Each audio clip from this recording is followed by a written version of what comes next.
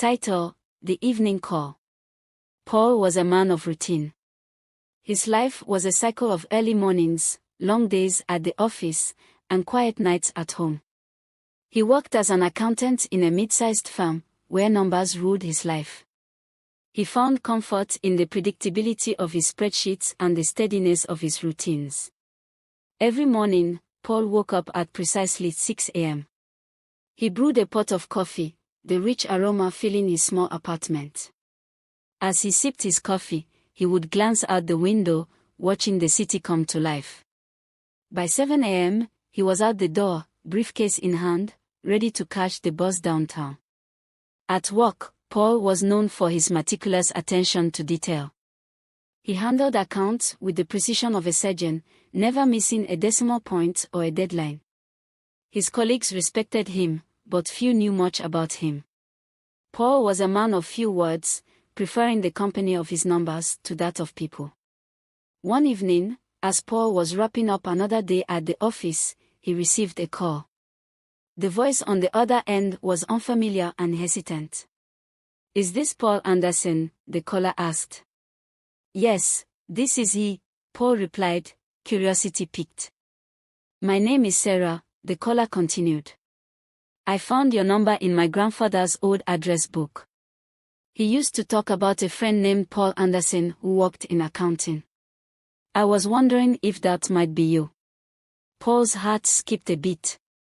He hadn't heard from Sarah's grandfather, Mr. Jenkins, in years. Mr. Jenkins had been a mentor to Paul when he first started his career. He taught Paul not just about accounting but about life, urging him to find balance and pursue passions outside of work. They had lost touch when Mr. Jenkins retired and moved away. "Yes, I knew your grandfather," Paul said, a smile forming on his lips as memories flooded back. "He was a good man." "He passed away last month," Sarah said softly. "I'm sorry to bring you the news this way, but I found a letter addressed to you among his things. I think he wanted you to have it."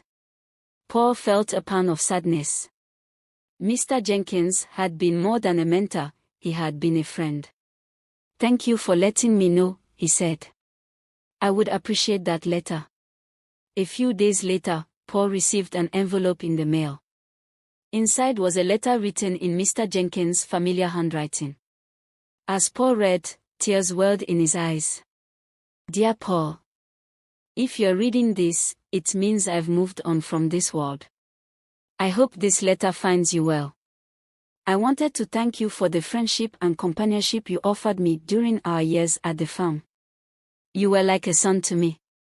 I hope you have found joy and fulfillment in your work, but I also hope you have found time to live.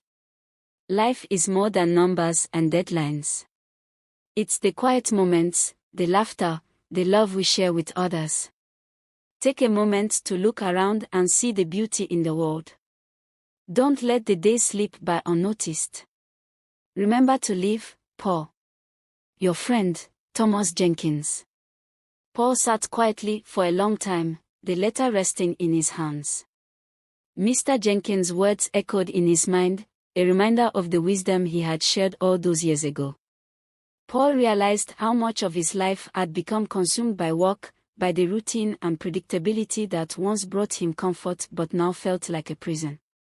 That evening, Paul did something he hadn't done in a long time. He left the office early.